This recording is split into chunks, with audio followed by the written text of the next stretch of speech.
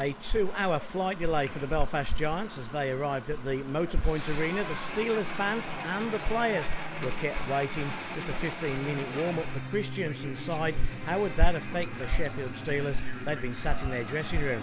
Robert Dowd returned for his first game in the Belfast uniform in Sheffield. First period started off badly for the Steelers.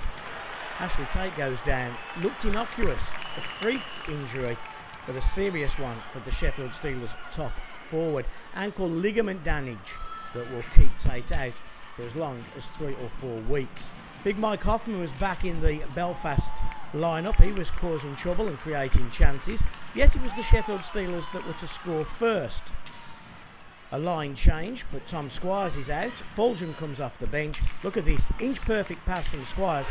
Fulgham, first-time shot, goes 5-hole on Stephen Murphy. And the Sheffield Steelers led by a goal to nil in the 11th minute. You'll see that inch-perfect pass, a quick snapshot from Fulgham. He's happy. And again, another view here. Goes 5-hole. The Steelers led by a goal to nil. Into the second period. And the Belfast Giants would come hard. As we said, Peacock, and there's Robert Dowd. Always happens, doesn't it, when a returning star comes back to the arena for the first time. He hits you with a killer blow.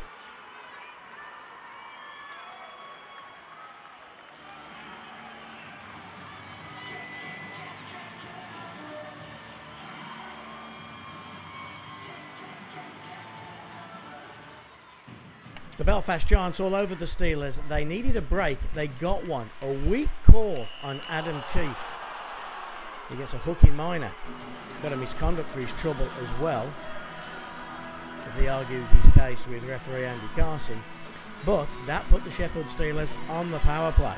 They were creating nothing 5-on-5. Could the Steelers create on the one-man advantage? They did. It was to be a second assist of the night for the Bulldog, Jason Hewitt. Great pass on the backhand from Ramsey. King got a touch on it. Did it cross the line? It looked close. Andy Carson adamant that the Sheffield Steelers have gone 2-1 ahead. We'll need a second look on this one. King's shot. It's batted out of the air. We might even need a third look at this one.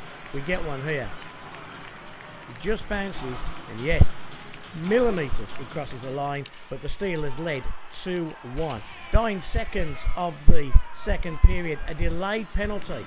Finnerty, with 19 seconds left on the period, goes to the penalty box. The Steelers have got to control this face-off win. They've got to stop a scoring chance for the Giants. They don't, though. Hoffman gets it back to Mason. Mason shot through traffic, and you'll see Le Guy on an interference call as well. So at 39:47, the Giants have made it 2-2, and the Steelers have another penalty. Finnerty's out of the box, but Le Guy is back in the penalty box. So into the third period, and that early power play chance for the Belfast Giants. Look at the acute angle of John Pell. He certainly has found his scoring boots. Dowd and Peacock involved, and from no angle whatsoever, Pell fires it over the shoulder of DiCaro. The Belfast Giants fans, they were happy. They led by 3-2. You'll see better from this angle. Peacock's pass and a great shot from Pell to make it 3-2. A poor spell for the Sheffield Steelers, because just 34 seconds later,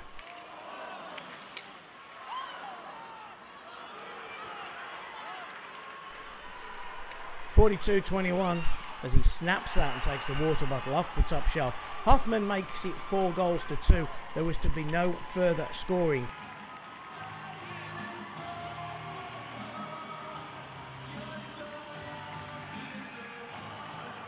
An elated Belfast Giants team, a disappointed Sheffield Steelers team, but a very honest Sheffield Steelers coach, Ryan Finnerty.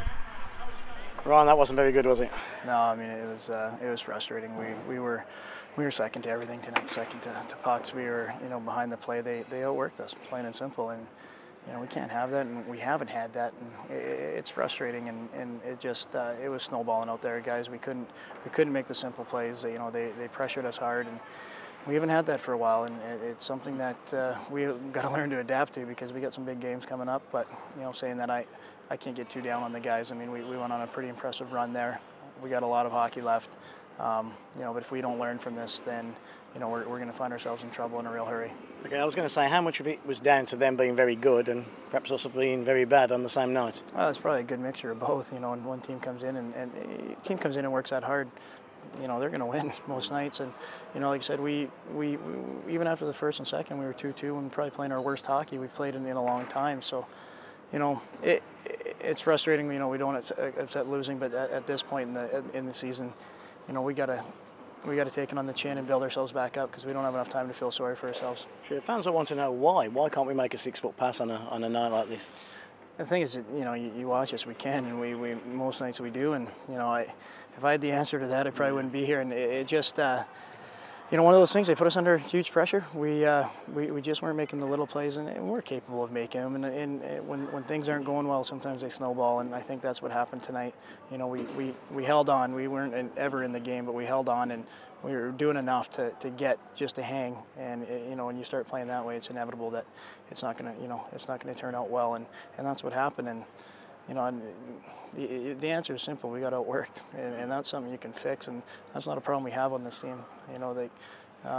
Captains held a meeting after the game. It was a long time coming, and they basically hashed it out. And I think everybody agreed.